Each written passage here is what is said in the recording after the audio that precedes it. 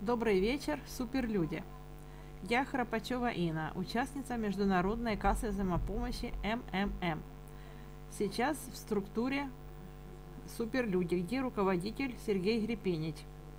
Недавно подключилась к СПМ фонду, чтобы вернуть старое Мавро.